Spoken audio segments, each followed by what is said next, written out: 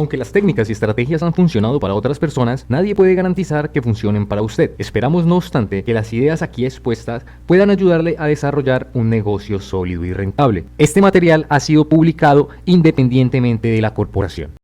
El negocio que nosotros tenemos es una actividad empresarial, la más importante del mundo, tiene todas las características de respaldo en la corporación, de los mejores productos, de los mejores desarrollos, de una historia tremenda de 50 años de solidez en el mundo. Luego, ese no es el mayor problema en un tipo de negocios como esto. Yo evidencié que aquí había un gran negocio porque tiene un programa educativo muy estructurado y ese fue el que me hizo a mí tomar la decisión de hacer ese negocio. Yo creo que es importante porque si hay una buena o mala educación, eso determina el futuro de los seres humanos. Y cuando yo examino el programa educativo que tiene este negocio, lo que llego a la conclusión es que es lo más importante que yo he conocido. Yo vengo del mundo universitario, he trabajado por más de 8 años como rector de una universidad y he trabajado en el mundo académico por el tiempo que he estudiado y después ya como dirigiendo una institución universitaria, y siempre había cuestionado el modelo educativo tradicional por sus falencias y por las rutinas que ya ha creado a través de los siglos. Cuando conozco el programa educativo encuentro que es muy importante para desarrollar el negocio porque toma a las personas y las transforma, hace una transformación profunda de los seres humanos y les hace creer en sí mismas, les hace evidenciar posibilidades y las hace tomar el control de su futuro.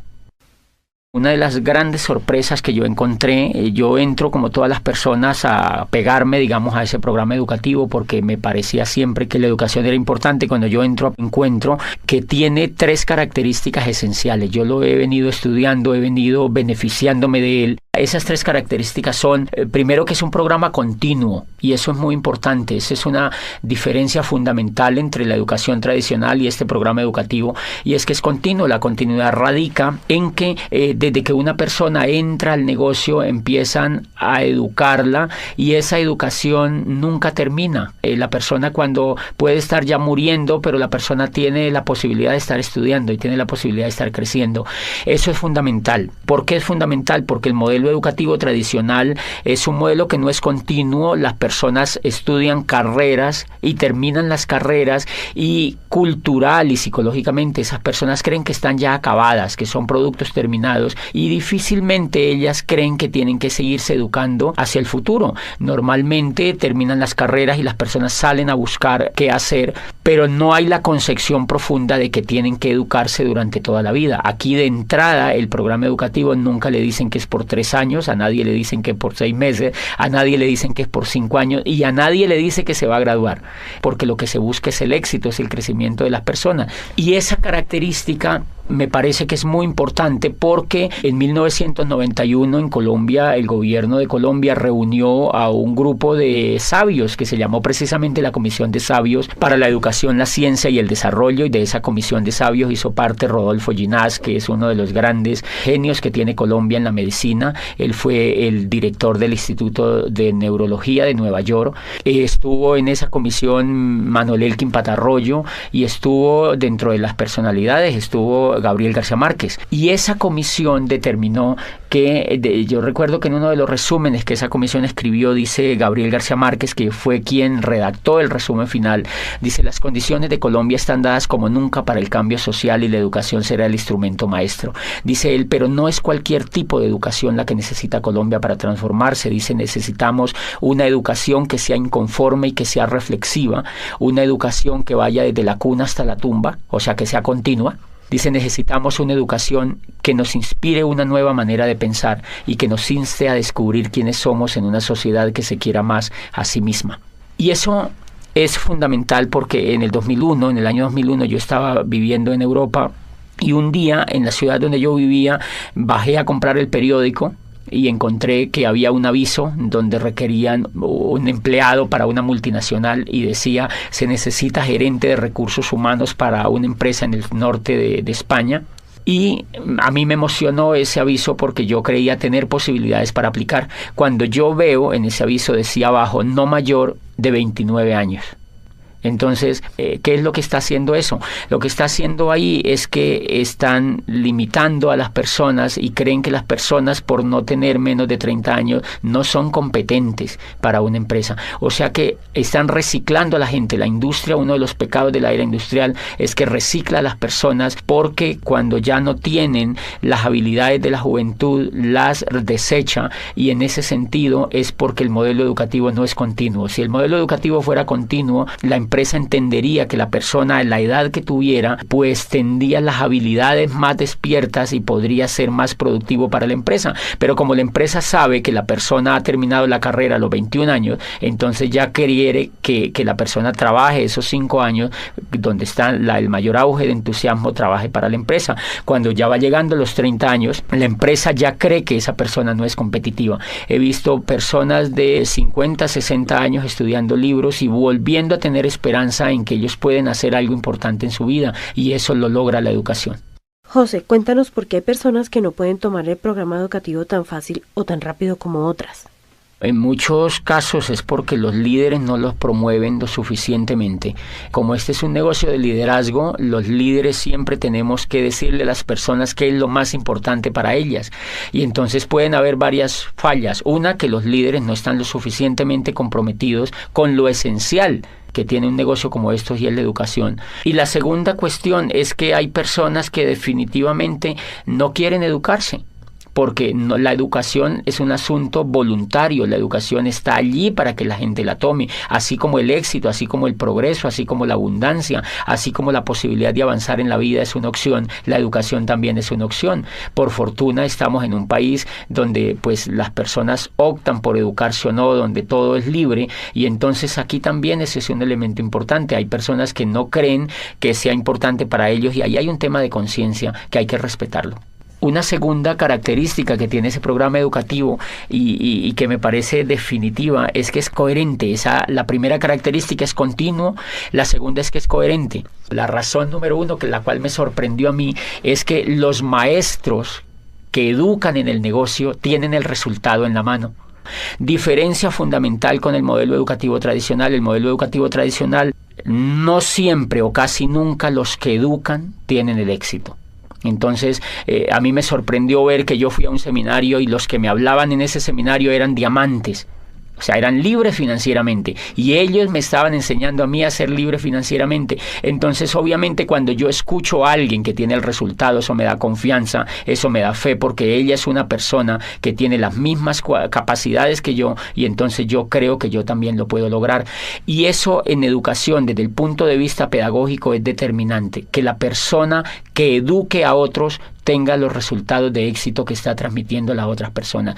Yo, cuando conocí el mundo universitario, me daba cuenta que habían profesores, por ejemplo, que enseñaban administración de empresas y nunca habían tenido ninguna empresa. Entonces le enseñaban a los estudiantes a montar empresas, pero ellos jamás habían tenido la oportunidad de tener una empresa, ni nunca la querían tener además. Y entonces encuentras tú profesores de finanzas, por ejemplo, que enseñan finanzas a los estudiantes y ellos están quebrados financieramente. Yo recuerdo una vez cuando yo estaba trabajando en el mundo universitario, entrevisté a un profesor y él daba macroeconomía, y entonces yo le pregunté, bueno, tú que sabes tanto de la economía, tú debes estar muy bien económicamente, y me dijo, no, yo la verdad no estoy bien económicamente, tengo muchas deudas, tengo problemas financieros, pero es que eso hace parte de la microeconomía y yo lo que enseño es macroeconomía. O sea que es una cosa bastante interesante, y eso tiene mucho que ver con la incoherencia. Nuestro modelo educativo tradicional definitivamente se volvió muy incoherente, y entonces tú encuentras profesores que enseñan éxito, que hablan de éxito, pero ellos no lo tienen, que hablan de dinero, pero ellos no lo tienen, que hablan de empresas, pero ellos no lo tienen.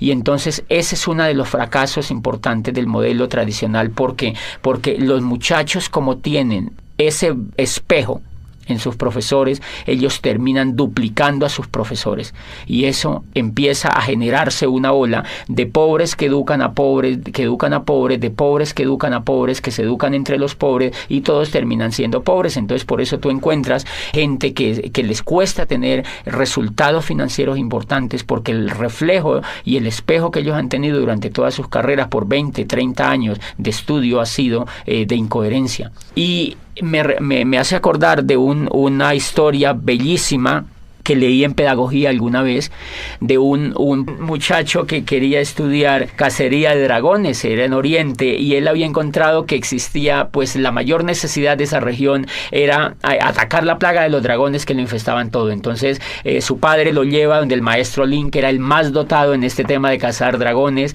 y entonces el muchacho se matricula allá. Empieza a aprender primer semestre cómo cazar dragones 1, segundo semestre cómo cazar dragones 2, tercer semestre cómo cazar dragones 3, etcétera, etcétera. Pasan los 5 años y él se gradúa como cazador de dragones. Están tan contentos la familia que van a celebrar con él el grado, lo abrazan, se toman fotos, llevan la abuelita, todos los familiares, las tías, los primos, etcétera, etcétera, y los amigos, y brindan ese día porque se gradúa el hijo como cazador de dragones. Estaban tan felices que lo matriculan inmediatamente en la maestría de cómo cazar dragones, profundo ya, una maestría es una especialidad importante, y entonces el muchacho se queda ahí mismo en esa escuela de cazadores de dragones con su maestro dirigiéndole la maestría, y entonces ya empieza a profundizar cómo cazar dragones en el aire, cómo cazar dragones en el mar, cómo cazar dragones pues en la selva, y se especializa y termina la maestría. Vuelven y celebran a los 2 años y medio, 3 años, él termina, lleva 8 años estudiando cacería de dragones, y entonces celebra y sale como magíster en cacería de dragones. Se va al campo a cazar dragones y al cabo de 10 años regresa muy triste, ya más avanzado de edad el muchacho, ya está entrando en los 30 años, 30 y pico de años, y entonces le dice al maestro, maestro, yo estoy muy triste. Y le dice, ¿por qué estás triste? Le dice, mire, yo estudié aquí contigo en esta escuela cacería de dragones, fui aplicado, nunca me supleteé, nunca habilité, hice todo lo que tú me dijiste, repetí todas las asignaturas, hice todo el pensum, y me gradúo como cazador de dragones, y no solo me gradúo como cazador de dragones, sino que hago una maestría en cómo cazar dragones a nivel de especialidad. Me gradúo de magíster como uno de los más brillantes estudiantes, y llevo 10 años en el campo, y no me puede creer, maestro, no solamente no he cazado ni un dragón, sino que ni siquiera lo he visto. Entonces el maestro se queda viéndolo y le dice, hijo, no te pongas triste. Vamos a hacer lo siguiente, vas a volver al campo durante otros 5 años y vas a trabajar muy duro en cómo cazar dragones. Si al cabo de 5 años no has logrado cazar ningún dragón, se le acercó al oído y le dijo, haz como yo.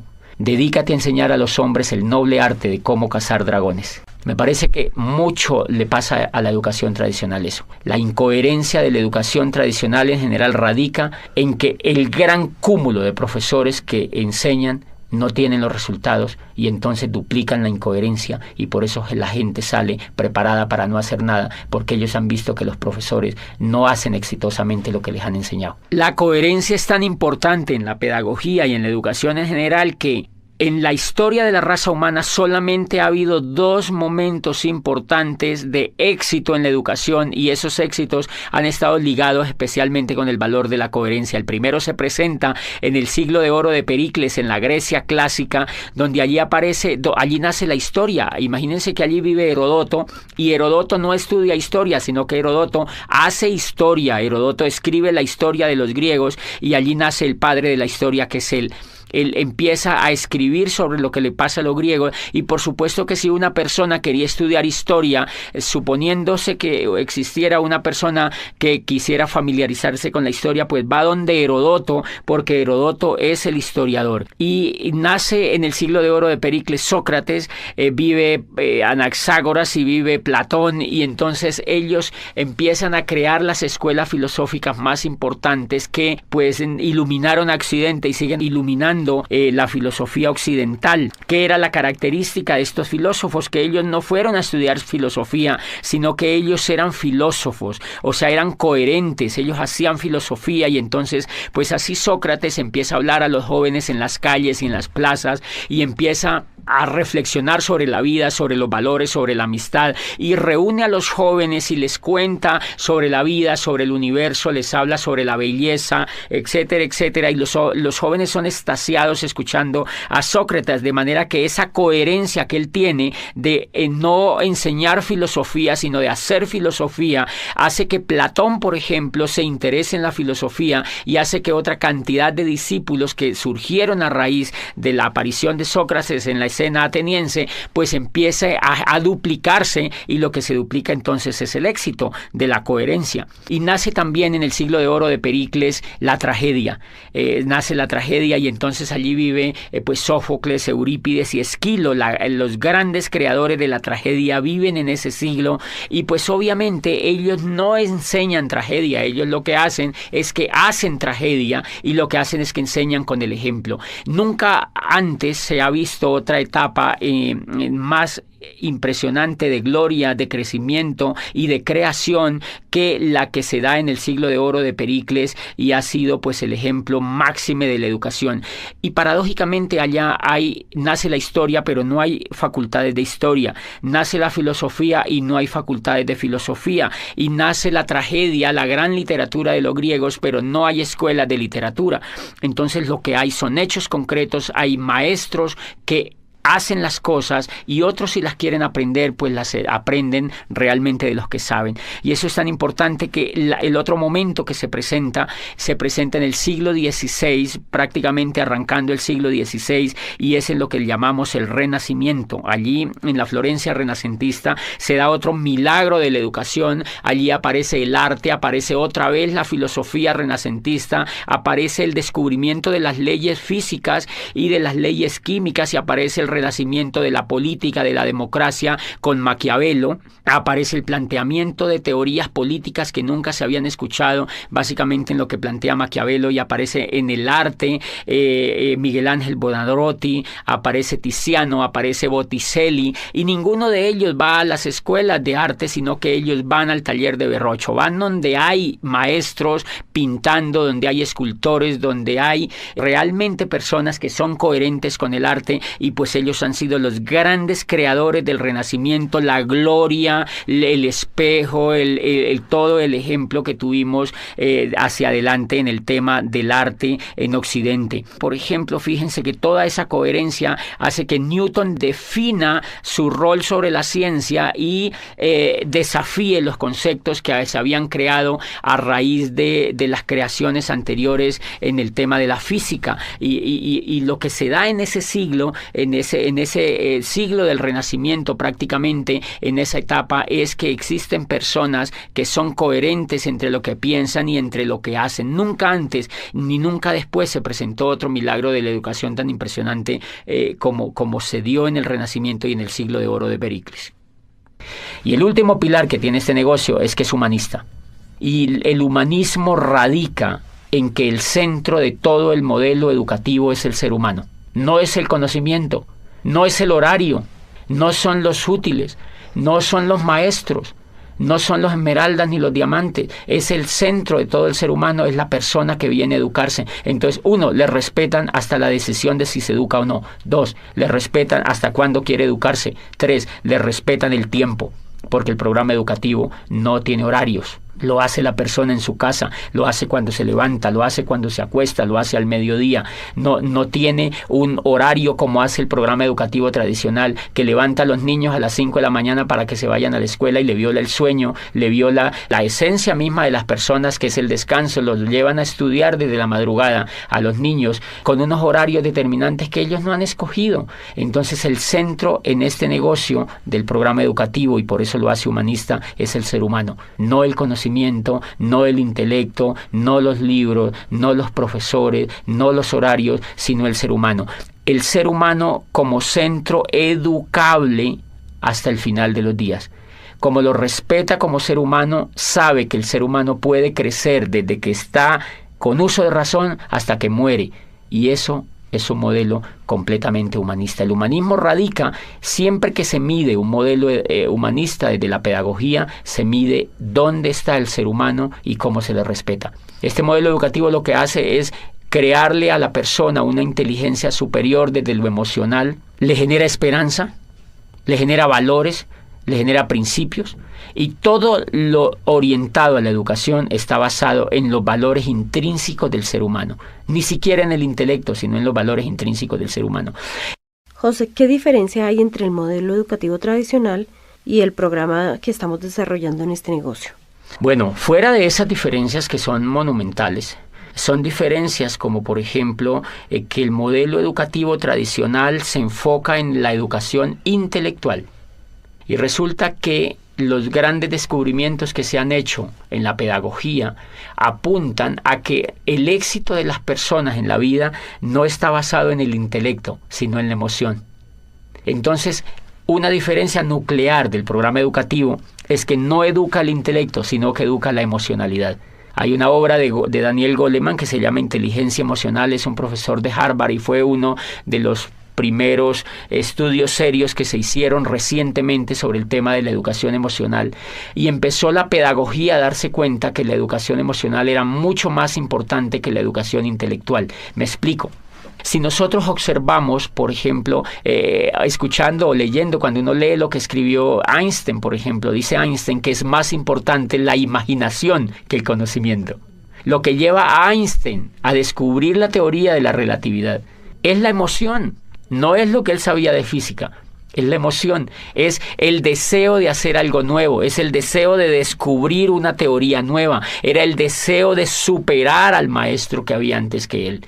Lo que lleva, por ejemplo, a Newton a descubrir la teoría, la gravedad, todo el tema de la gravitación, es porque él quiere progresar frente a lo que había antes. Lo que lleva a Galileo Galilei a perfeccionar el telescopio de Hans Lippershey y ver las estrellas y decirle al mundo que el centro del universo no era la Tierra, que estaban equivocados y que llevaban 2000 años equivocados, fue el deseo de superar a Ptolomeo, que había existido miles de años antes y que habían educado a la gente con un paradigma que Galileo cree que es falso y lo demuestra. Entonces, fíjense que allí prácticamente no hay juego de intelecto, lo que hay es un juego de emocionalidad. Y si uno examina, es el deseo de superar, es el deseo de traspasar las barreras, es el mismo deseo que tiene el atleta olímpico de superar la barrera de los 100 metros, es el mismo deseo que tiene el ciclista de correr el Tour de Francia y ganarle al otro, es el mismo deseo del Guinness Record de superar. O sea, el ser humano desde que está en la faz de la tierra siempre ha tenido el deseo de ser mejor, el deseo de crecer. O sea que lo que impulsa a los seres humanos no es el intelecto, es la emoción. Y paradójicamente la emoción es la que no se educa. La emoción no se educa ni desde la casa, o más bien se deseduca. Se crean hábitos perversos frente a la emoción. Y cuando uno llega a la escuela, lo que menos se le educa es la emoción. Entonces termina uno fracasado porque no le han educado el motor que tienen todos los seres humanos, y es la inteligencia emocional. La inteligencia emocional es lo que logra que una persona como Shakira, por ejemplo, a quien la despreciaban por su voz en el colegio, porque no era competitiva frente a los estándares que la profesora tenía, lo que hace que ella se vuelva en una de las cantantes más impresionantes a nivel mundial es la fe que ella tiene, es la confianza que tiene en ella misma, es la esperanza en el futuro que ella tiene y es la capacidad que ella tiene para transformar los hechos que la rodean. Eso no es intelectual, eso es emocional. Gabriel García Márquez, desde que entra al mundo universitario aquí en Bogotá y estudia en la Nacional, de una lo que ve es que él no iba a ser un buen abogado y que el modelo que lo estaban metiendo educativo no le convencía. Él se retira de la universidad y lo que lo lleva a hacerse el mejor escritor del mundo es el deseo, es el sueño, es la capacidad de querer progresar y la capacidad de creer en sí mismo. Y ahí hay un elemento fundamental que se llama la capacidad de soñar. La capacidad de soñar es un elemento emocional. Y si ustedes examinan, esa es una diferencia importante. El sueño, por ejemplo, está prácticamente vetado en la educación tradicional. Tú estudias 20, 30 años en la educación tradicional y normalmente a ti nunca te hablan de sueño. Nunca tú ves a un profesor hablándote de que es importante soñar.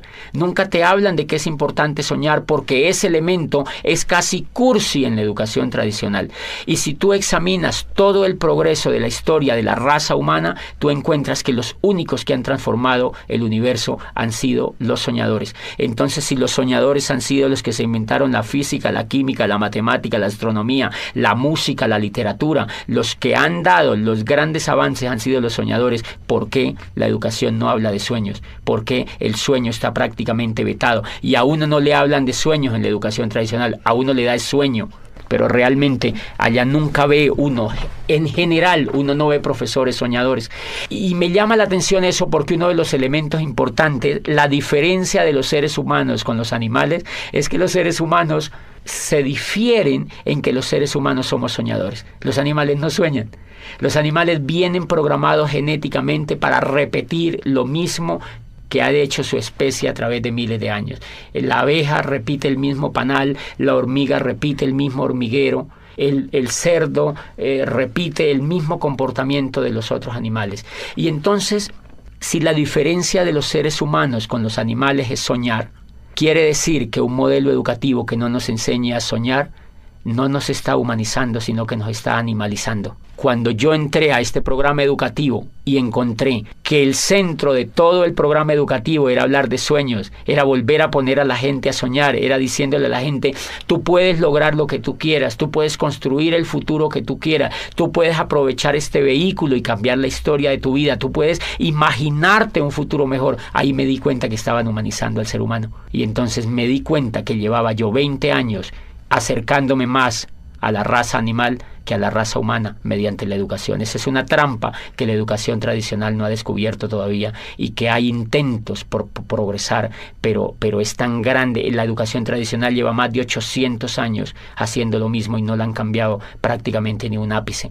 De manera que hay que entenderla, es un modelo muy complicado de cambiar, pero nosotros podemos hacer cosas por los demás y yo pienso que la labor que está haciendo el modelo educativo de este negocio pues es impresionante, porque en lugar de cuestionar lo que ya hay, hacemos realidades los sueños de muchas personas con una herramienta que es verdaderamente revolucionaria desde allí. Y los sueños son emocionales, ese es un elemento. Otro elemento como ejemplo es la confianza. Si tú te das cuenta, los Estados Unidos de América en estos momentos han entrado en una recesión. ¿Qué es la recesión? Carencia de confianza en la economía. No es que no tengan dinero, lo que pasa es que no quieren invertir el dinero. Los bancos no quieren prestar. ¿Por qué no quieren prestar? Porque no tienen confianza. ¿Por qué no quieren comprar finca raíz? Porque no hay confianza. ¿Por qué no hacen negocios como antes? Porque no hay confianza. O sea que el elemento, por la confianza se cae la bolsa de valores de Nueva York. Por la confianza, imagínate, la confianza no es intelectual, es emocional. Y entonces si la confianza es la que es capaz de mover la economía del mundo, ¿por qué no se educa en la confianza? ¿Por qué no se educa a los niños a que sean confiables? Si ustedes observan afuera, se van a dar cuenta que las personas que tienen éxito es porque son confiables. Las personas que no tienen éxito es porque no son confiables. El éxito económico y el éxito en todas las etapas de la vida radica en la confianza. La confianza que la familia le tiene a uno determina el éxito que uno tiene con la familia. Si uno no es confiable, ni la misma familia lo apoya. O sea, ¿qué quiere decir? Que la confianza es un factor determinante en el progreso de los seres humanos y nunca se enseña. Claro, cuando una persona se vuelve confiable, puede progresar en todos los aspectos de la vida. Y ese es un elemento. Este negocio educa en valores, en volver soñadores, en el valor de la imaginación, en el valor de la confianza, en el valor del perdón, en el valor de la asociación, que es fundamental. La asociación, fíjate que en la educación tradicional, uno de los elementos que me gustó de este negocio es que cuando yo entré me empecé a asociar con gente rica. La gente que te educa es gente rica, es gente que tiene lo que uno quisiera tener. La educación que yo había tenido me asociaba era con gente que no tenía los resultados. Entonces, obviamente, si las personas se asocian, si una persona se asocia con gente que viola la ley, esa persona le da por violar la ley. Si una persona se asocia con gente fumadora, se quiere volver fumador. Igual, si una persona se asocia con gente rica, se quiere volver rico. Si una persona se asocia con gente pobre, se quiere volver pobre. Porque Dios los hace y ellos se juntan, dice el dicho. Entonces tú encuentras, claro, si una persona es educada en un medio pobre, donde no ve resultados, la persona lo único que va a duplicar es pobreza.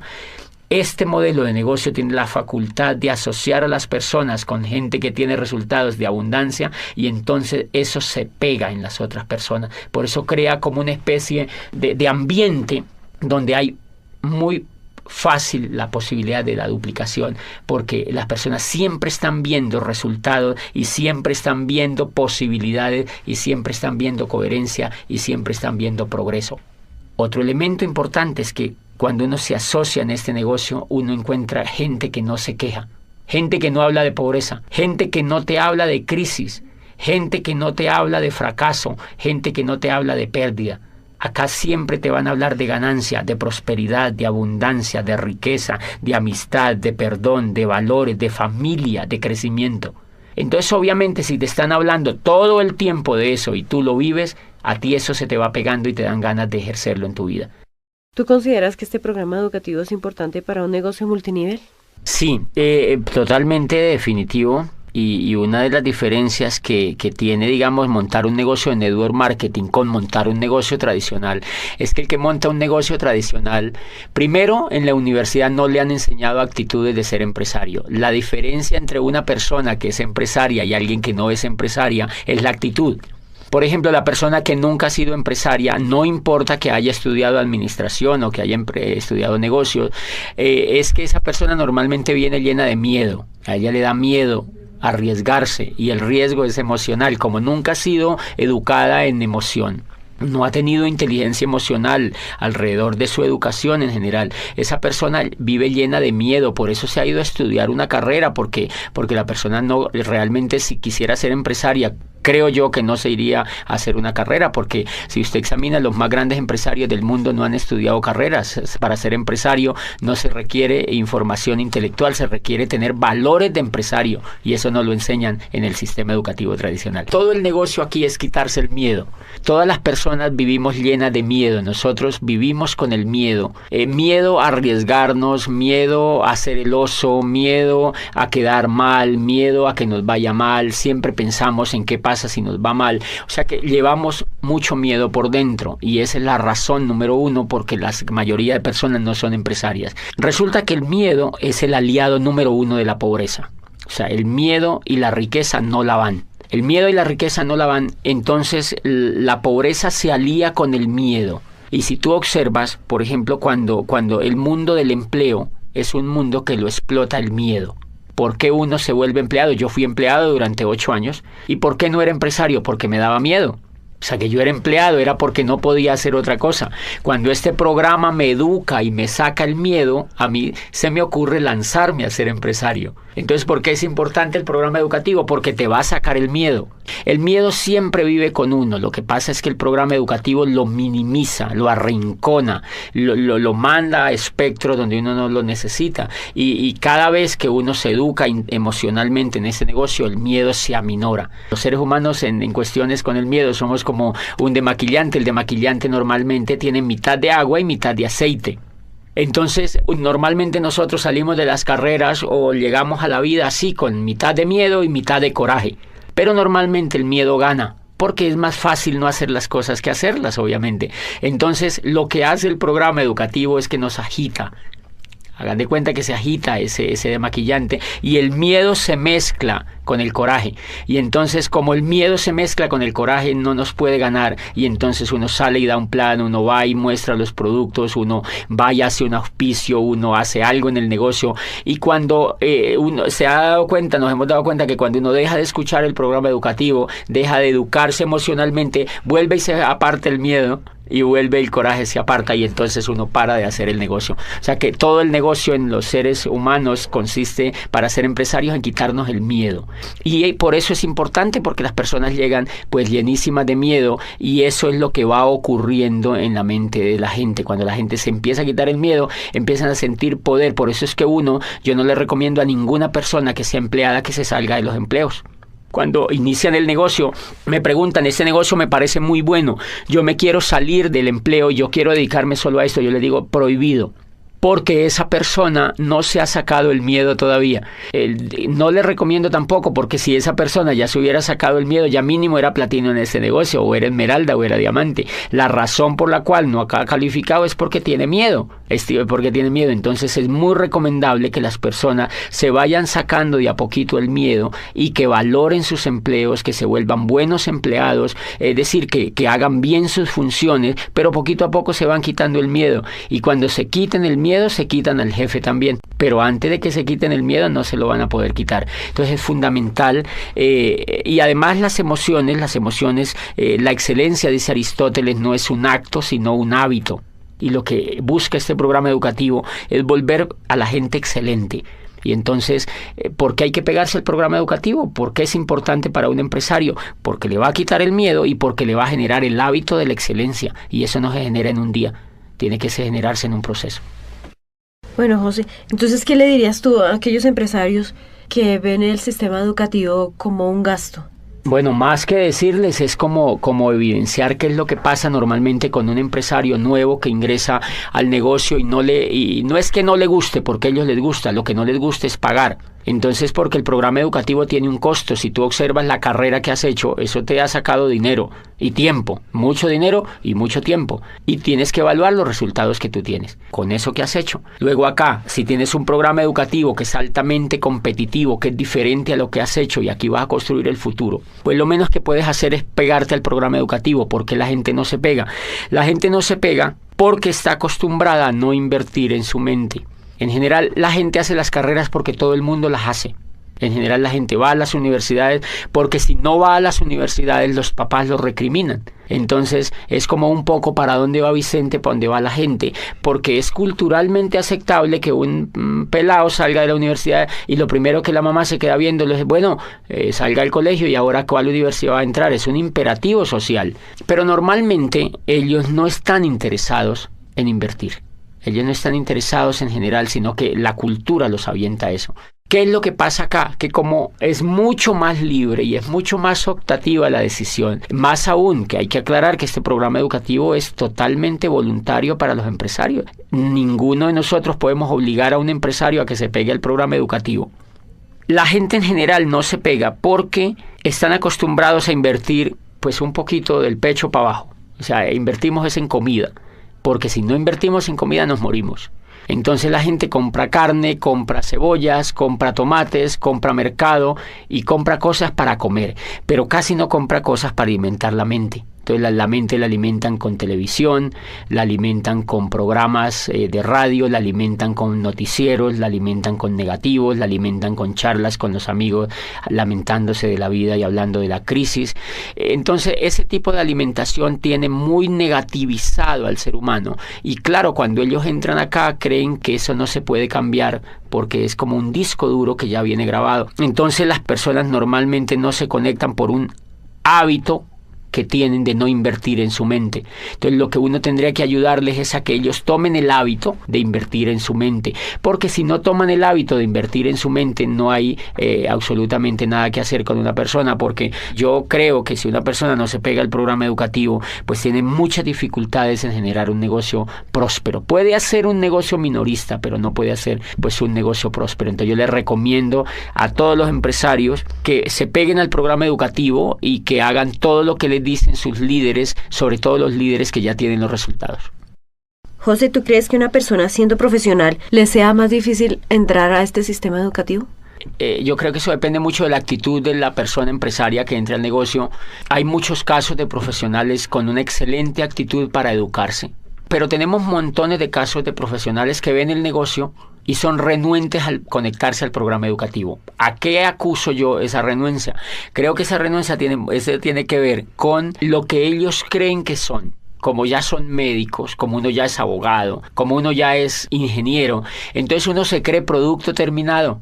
Y ellos no tienen la culpa, ellos así los han hecho creer. Eso se lo ha hecho creer todas las décadas que llevan de estudio y los grados que les han dado. Entonces se creen productos terminados y creen que esto es un jueguito, que esto es una cosa allí pues como para decidirlo de manera sencilla. O sea, no creen que sea tan importante porque se creen productos terminados. Pero cuando ellos van, digamos que entra un ingeniero, yo he tenido casos de ingenieros civiles que me dicen, yo entro a eso y eso me gusta y yo sé que eso es espectacular como negocio. Y empiezan a dar planes, y empiezan a trabajar, empiezan a querer auspiciar, empiezan a querer construir el negocio y se frenan. Y vuelven a mí y me preguntan, no sé qué es lo que me pasa. Lo que pasa es que yo voy donde la gente y me dice que no, yo a veces contacto a la gente y me dejan plantado. Y obviamente para un profesional de esos, pues un resultado de eso lo golpea. Cuando yo los escucho me dicen, no tengo resultado, yo le doy y le doy y le doy y no avanzo, entonces yo advierto muchas cosas. Él se empieza a dar cuenta de que le falta algo que él no sabía que le faltaba. Y es, por ejemplo, coraje, disciplina. perseverancia. Él se quiere rajar, por muy ingeniero que sea, él se quiere rajar al segundo mes. O sea que él en ese momento le está faltando inteligencia emocional. Él es buen ingeniero, pero como empresario no tiene inteligencia. Entonces, él en ese momento, antes de conectarse al programa educativo, él no se da cuenta que le falta la inteligencia emocional suficiente para ser empresario. Entonces, creo que esa es una de las razones. El sentirse producto terminado, fíjense que la ignorancia, decía Platón, no es un estado de escasez, sino un estado de llenura. Y entonces cuando uno es profesional, uno se siente lleno, uno se siente que se va a comer el mundo, uno cree que ya todo lo sabe. Entonces que nadie le puede venir a enseñar otra cosa. Y dice Platón, ese es el peor pecado que se comete frente al conocimiento, porque la ignorancia, dice, si fuera un estado de vacío, pues simplemente bastaría con llenarlo y se solucionaría el problema. Dice, pero como es un estado de llenura, lo que la persona tiene que vaciarse de todo lo que no sabe, de lo que cree que sabe, pero que no lo sabe, para que pues se vuelva un poco noble y empiece a aprender otras cosas. Entonces la dificultad radica allí cuando esa persona entienda que creo que es más con un estrelle que él se pegue cuando arranque el negocio y se da cuenta que la gente no le hace caso, que la gente que entra no quiere estar con él, que la gente que entra se raja y normalmente es por problemas de confianza porque no confían en él, es por problema de que no lo ven entusiasmado. Y todo eso es emocional, entonces él tiene que empezar a educar ese tipo de emociones si lo que quiere es hacerse esmeralda o diamante en ese negocio. Retomando un poco sobre lo que dijiste anteriormente, háblanos sobre la coherencia y la práctica. Este tema de coherencia y práctica es fundamental, sobre todo en este negocio. Miren, cuando yo entré me sorprende que la persona se conecta al programa educativo, o sea que lo educan exitosos, pero a la vez le dan el negocio para que vaya practicando. No le dicen vas a conectarte 5 años y después le vamos a montar un negocio. Eso sería repetir el esquema tradicional. Acá lo que le dicen es, se va a conectar a un programa educativo y ya le montamos el negocio. Empiézalo a practicar. Entonces, ¿qué pasa? Que la persona cuando aprende y practica, aprende 2 veces. Y entonces esa persona tiene la posibilidad de aprender muy rápidamente, que es lo que creo que es una tremendísima falla pedagógica en el modelo educativo tradicional. Y es que a las personas se les hace ir, mire, si tú sumas, uno va al antejardín, al jardín, a la media vocacional, pues a la escuela, al bachillerato, y termina haciendo posgrados. Y si tú examinas durante esos 20 o 25 años, tú nunca has practicado nada. Entonces, en pedagogía existe un tema tremendísimamente desarrollado hoy en día que se llama la programación neurolingüística, y es que de acuerdo a al modelo de pensamiento en que tú estés enfocado, aprendes ciertas cosas o desarrollas ciertas habilidades o no. ¿Qué es lo que yo veo en la educación tradicional? Que como uno entra desde chiquitico hasta los 20 y pico de años, son 20 y pico de años en la educación tradicional, y el componente que existe es que uno no hace nada. Entonces, eso es una programación neurolingüística indirecta o casi directa. Como tú no haces nada durante 20 y pico de años mientras te estás estudiando, adivina qué aprendes a hacer. Nada. Y por eso es que después, ya cuando uno realmente empieza a aprender a hacer algo exitoso, es cuando ya está viejo o cuando ya está de mayor edad, porque ha pasado la mayoría del tiempo sin hacer nada. En cambio, una sorpresa tremenda en este negocio es que cuando la persona ingresa al negocio, le montan un negocio para que empiece a practicar. Entonces él ejerce el tema de aprender mediante el error. Aprende, practica y comete errores. Aprende, practica y comete errores. Entonces él mismo va viendo cómo es que él mismo tiene que superar los obstáculos, porque él mismo es el que está practicando. No otro por él, ni en piloto simulador, sino en la realidad. Él sabe que cuando raja una persona, por ejemplo, es porque es mal comunicador en muchos casos.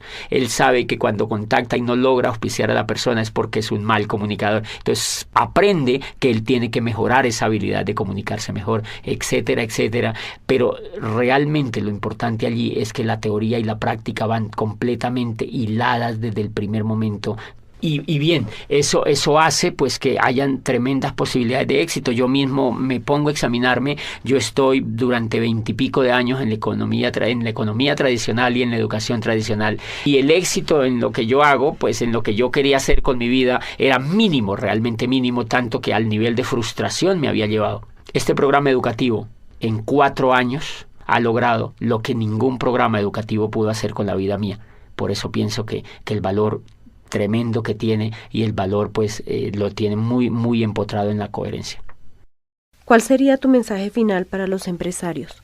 Bueno, yo creo que redondeando esto, Sonia, es pues entender un poco que infortunadamente en el mundo tradicional no hay modelos educativos que cambien a la gente de cuadrante. Por eso tú encuentras personas en la economía tradicional que montan negocios, trabajan unos años, se quiebran. Imagínate que la Cámara de Comercio tiene unas estadísticas donde dicen que el 95% de los negocios de las empresas que se montan se quiebran en los primeros 5 años. Pero nadie se ha puesto a investigar por qué es que se quiebran. La mayoría de la gente le echa la culpa a la economía, al modelo económico, a la falta de posibilidades, y eso no es real. Entonces las personas montan los negocios, duran 5 años trabajando en ellos, se quiebran, recogen lo que les queda, montan otro, vuelven y se quiebran, recogen lo que les queda, intentan ya con otro, y cuando ellos se dan cuenta que como que no funciona nada, le echan la culpa al gobierno, le echan la culpa al país donde viven, y dicen, no, yo me voy para Europa, yo me voy para los Estados Unidos, y terminan en España, allá haciendo otra cosa, y no se dan cuenta que el problema no era ni de la economía, ni de la familia, ni del gobierno, ni del país donde vivían, sino que el problema era lo que ellos tenían en la cabeza. Entonces, como ellos se llevan la cabeza para allá, el problema sigue, pero en España. Entonces, eso que nos está diciendo, que si un país quiere tener riqueza, un país tiene que enfocar su educación en que la gente se cambie del cuadrante, de que se cambie de un cuadrante de empleado o autoempleado y que se vaya al cuadrante de ser empresario. Por eso yo insto a los empresarios de América Latina a que motiven a las otras personas que conocen a que se peguen a un programa educativo que en el fondo lo que va a hacer con ellos es cambiarlos de cuadrante para que logren no solo el éxito en este negocio, sino en cualquier cosa que ellos pues emprendan en la vida.